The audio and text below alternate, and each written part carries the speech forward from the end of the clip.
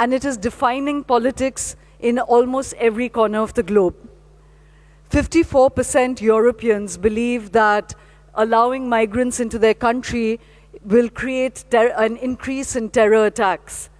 And yet, Australia, that is a country built out of migrants, spends $4.6 billion a year just to keep about 1,600 people out of an entire continent.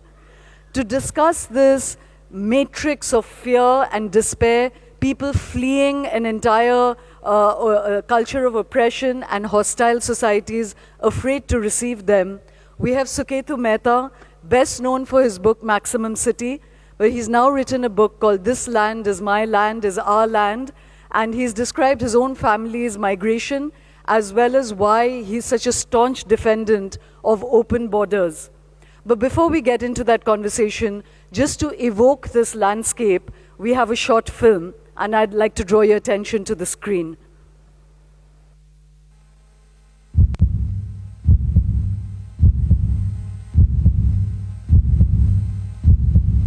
Donald J. Trump is calling for a total and complete shutdown. None of us are as safe in our cities because of the disastrous common asylum policy. Only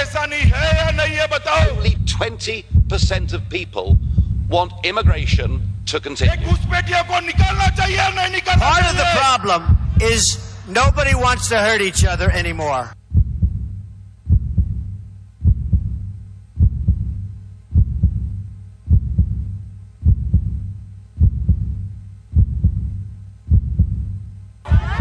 شو اسمك عمو؟ انت وين ابوك؟ وين؟ وين مات؟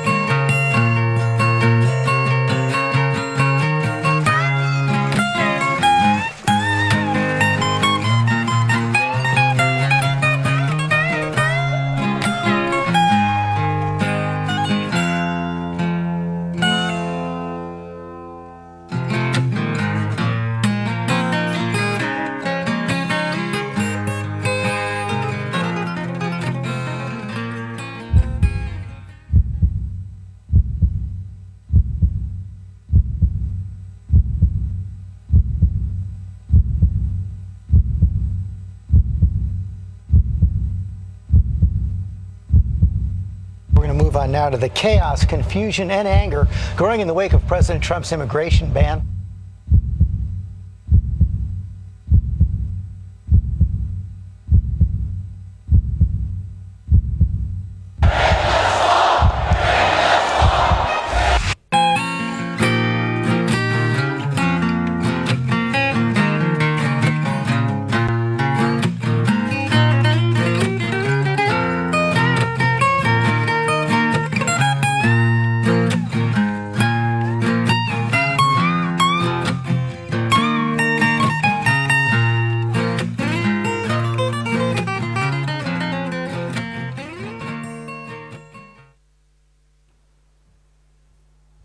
I'd just like to emphasize some of those facts that you just saw, that more than half of the migrants that we now call rapists, terrorists, termites, are really children. And they comprise the most innocent people running away from climate change, from oppression, from fear, hunger, conflict, and war. And Suketu is addressing all of this with a very interesting thesis where he looks at migration really as an act of reparation. So before we get into that conversation, Suketu is going to talk a little bit about his book and why he came to this and why he spent so much time writing a book on it.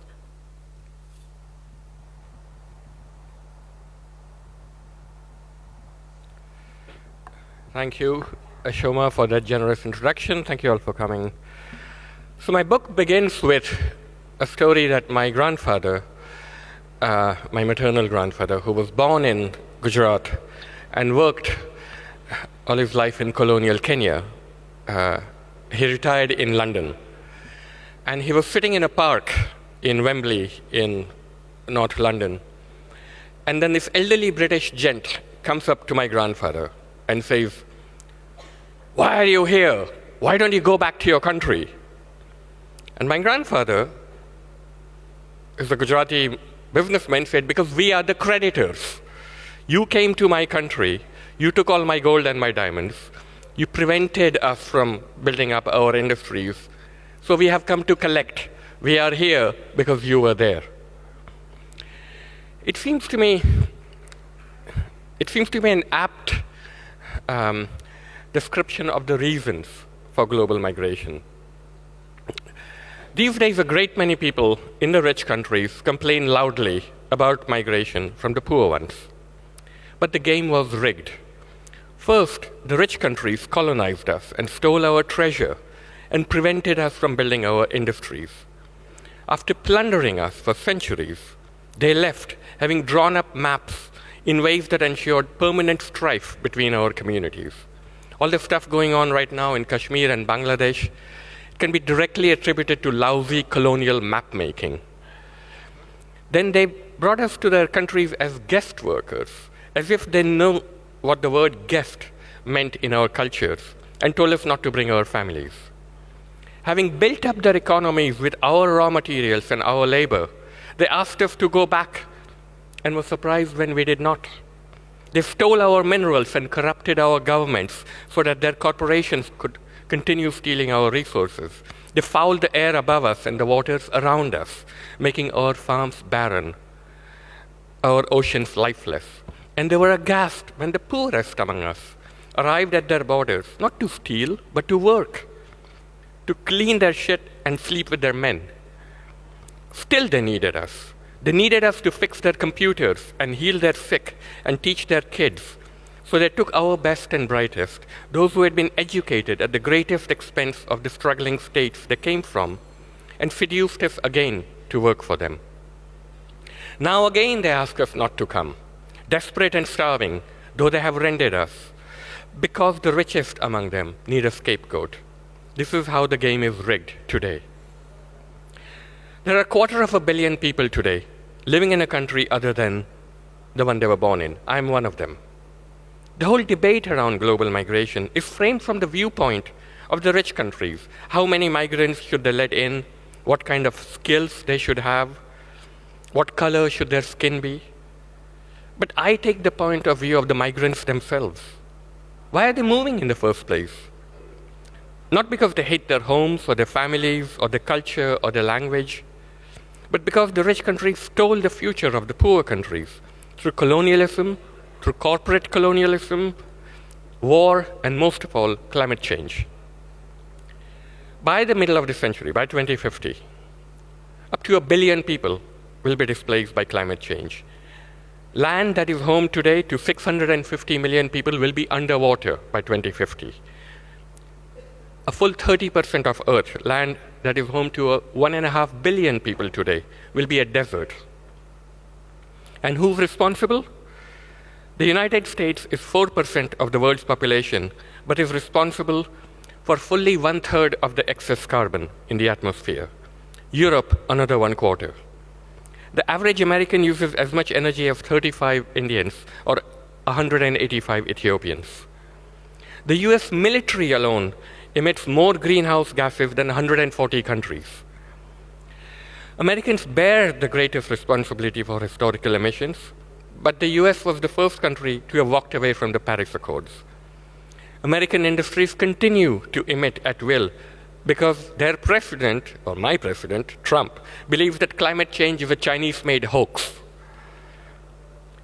In June, temperatures in northern India, as you know, hit 51 degrees Celsius in some parts of the country. Some 10,000 people roasted to death. A study that just came out from Stanford University last year shows that since 1960, the effect of global warming has reduced the size of India's economy by 31%, but increased the GDP of coal countries like Norway and Sweden by 10% because they could grow crops and extract minerals in areas previously covered by ice. So global warming affects different countries differently, and it hits the poorest countries most of all. Mass migration caused by climate change will be the defining human phenomenon of the 21st century. So there's an immigration panic worldwide, a backlash against this migration. The West is being destroyed not by migrants, but by the fear of migrants. In country after country, the ghosts of the fascists have rematerialized and are sitting in parliaments in Germany, Austria, Poland, Hungary. They've successfully convinced their populations that the greatest threat to their nations isn't government tyranny or inequality or climate change, but immigration. And to stop this wave of migrants, everyone's civil liberties must be curtailed. Surveillance cameras must be installed everywhere. Passports must be produced for the most routine of tasks, like buying a mobile phone.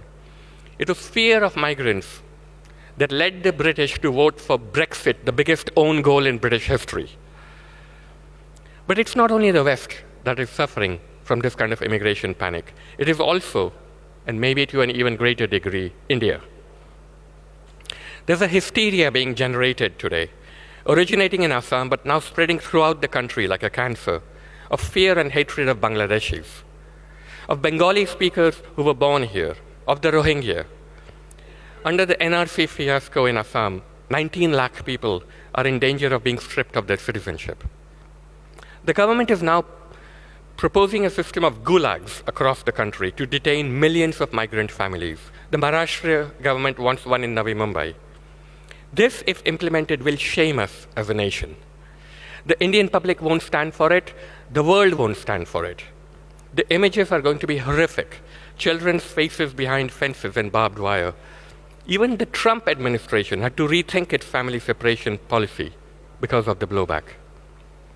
A lot of India's standing in the world, the reason we're included in the respectable nations, the reason our people and our tech companies are welcome all over the world, is that we're seen, unlike, say, China, as being a democracy that protects its minorities. Like Brexit, the detention camps, if implemented, will be a massive own goal. It's not only immoral, it's stupid policy. The Assam NRC process cost 1,220 crores and employed 52,000 government employees to produce a result that nobody is happy with. Not the Assamese, not the Bengalis, not Muslims, not Hindus. I'm sure most of you in this room have relatives living abroad or have lived abroad yourselves. We complain loudly about anti-Indian discrimination when it occurs abroad, as we should. But it's the height of hypocrisy for India to be demanding fair treatment for its migrants to other countries, like the USA and the UAE, while treating migrants to India so shabbily. We have no standing to demand protection for the Indian diaspora abroad if we persecute the Bangladeshi diaspora in India.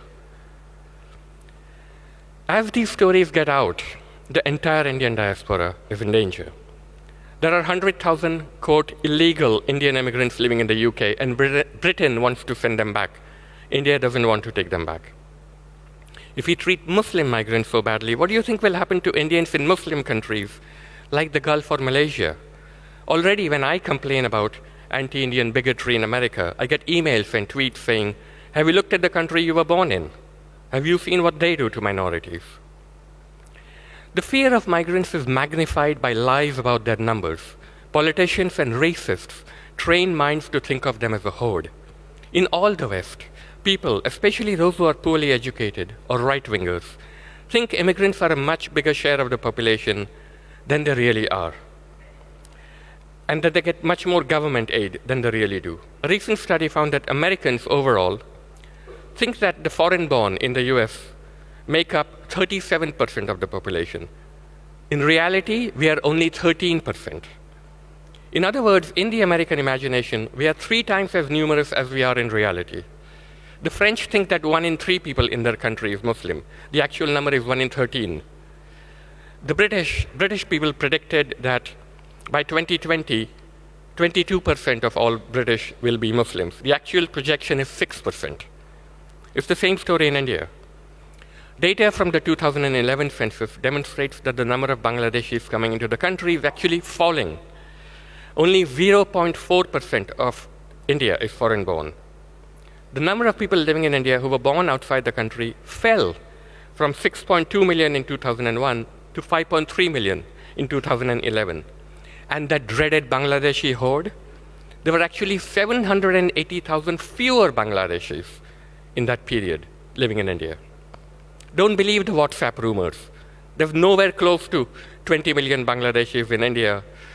The true figure, according to the census, is around a tenth of that number.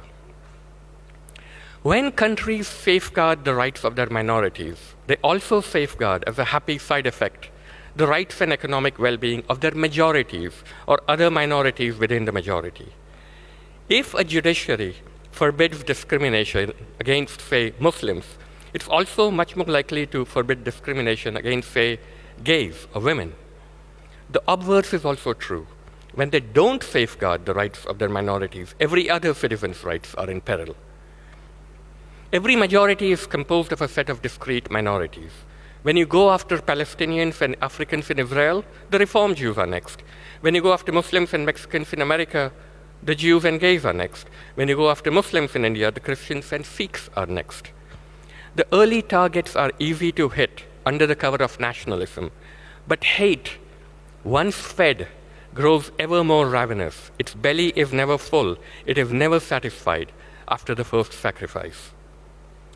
Referring to migrants as termites, as Amit Shah did with Bangladeshi migrants, harks back to Nazi descriptions of Jews as vermin.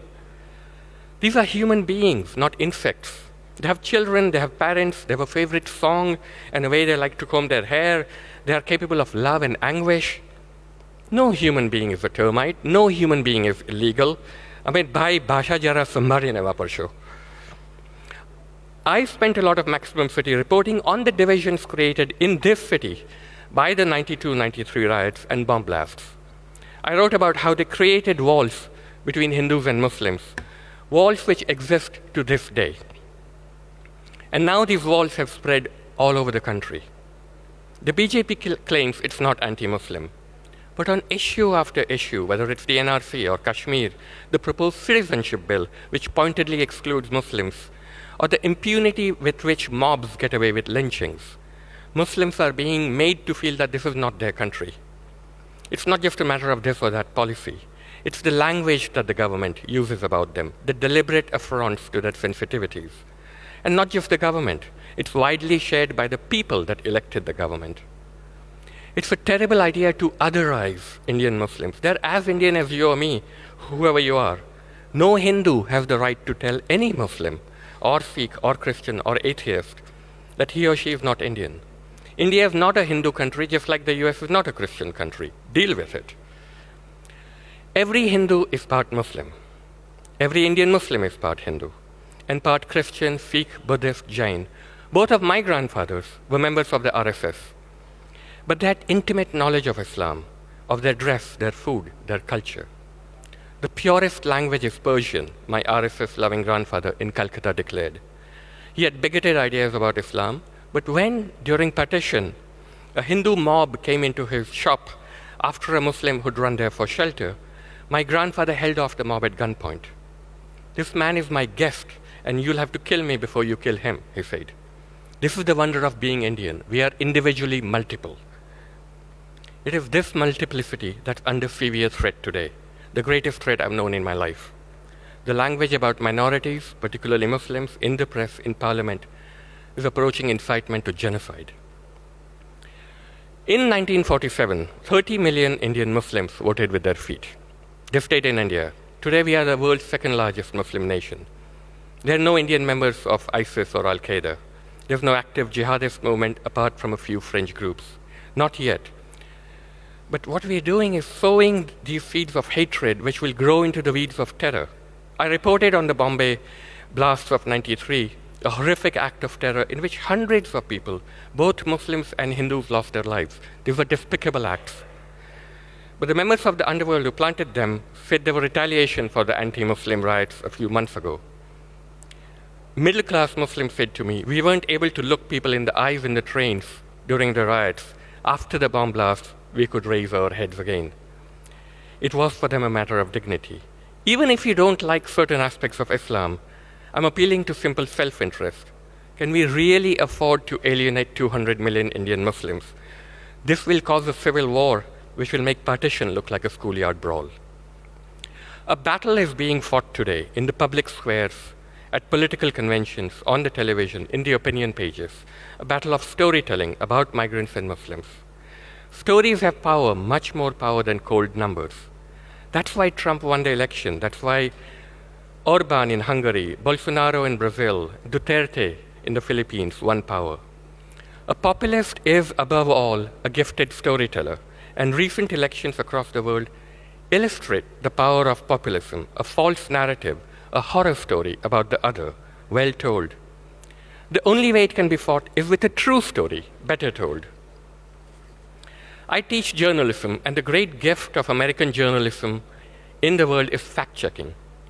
When I write for the New Yorker or the New York Times, and even for Condé Nast Traveler or GQ, there are people who go over every line, call up every source I quote to make sure I've quoted them correctly, check every number. They save me from my worst mistakes. For my new book, I hired a professional fact-checker to challenge me, and I have 50 pages of footnotes that back up the text. It's this kind of fact-checking that can bust the phony narratives of immigration panic, like the ones you see spouting from the mouth of opinion pundits in the US and Indian television. Imagine if they hired a fact-checker, the Republic might never recover. Because it's a contest of storytelling. The sworn enemies of the populists are people like me, journalists, writers, truth-tellers. This is why all over the populist world, in America, Russia, India, there's a war against the free press. All over the world, writers are being attacked, imprisoned, censored like never before. Their funding threatened, their taxes audited, their university jobs taken away. In most countries, at most times, writers are defenseless. We are the easiest to attack because words are not bulletproof. We don't have a vote bank. We don't command blind loyalty from our followers. We question and urge our readers to question. We are soft targets. But tyrants and religious fanatics, be warned. We will become more powerful each time, and our words will outlast your mobs. Threaten us, and we will sing the truth louder. Imprison us, and others will take up our chants. Kill us, and we will come back with 10 new heads. But as a writer, such attacks come with the territory. In America, I got attacked for being insufficiently American. In India, for being insufficiently Indian. I was born in Calcutta, raised in Bombay, and grew up in New York. I'm an overseas citizen of India. I'm also a US citizen. My early writing was a constant search for home. Was it in India or America? Or in any of the other places I've lived, England, France, Brazil? I searched for home for a very long time, and then I found it. I'm a writer, but a very rich writer. I have made so much money from my books that I live in a palace. But I have roommates. I share it with many, many people, fascinating people, each one of them. Since I am so rich, my home has many rooms, and I feel free to move among its chambers, balconies, balustrades, turrets, dungeons, courtyards, gardens, fountains. The gardens are filled with songbirds of every hue, the fountains with iridescent fish darting this way and that. There is music playing in every room of my home, and dances in the grand ballrooms. There is nothing else in the whole universe like it. It is painted in beautiful shades of blue and green. My home is a palace, but the thing about it is, it's your home too. I am the owner of this palace, but so are you, and so are the waiters bringing you coffee, and so is the rickshawala outside. It belongs to everyone and no one. It belongs to you, and it belongs to me. It is called the earth. Thank you.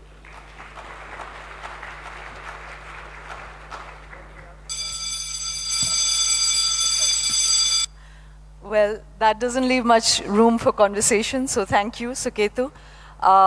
It would have been good to maybe argue a little bit from the other perspective, so it helps clarify people's confusions about the issue.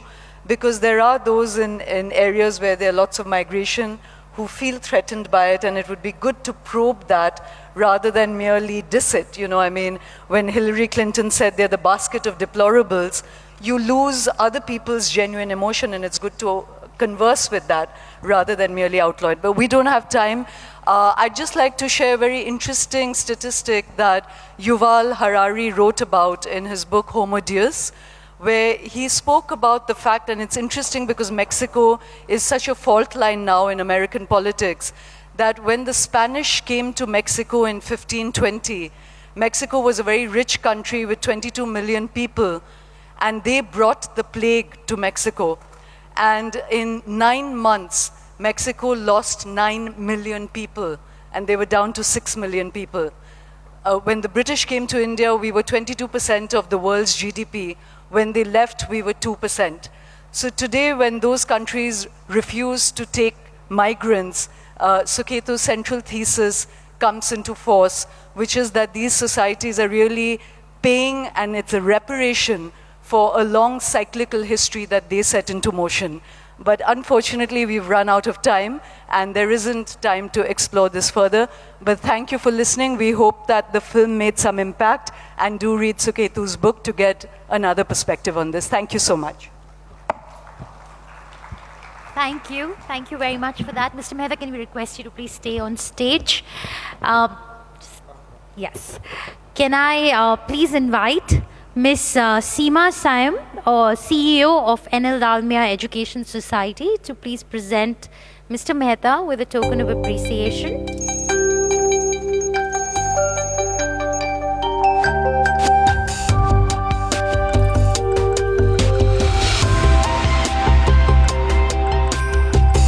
A big round of applause for a very thought-provoking presentation. The question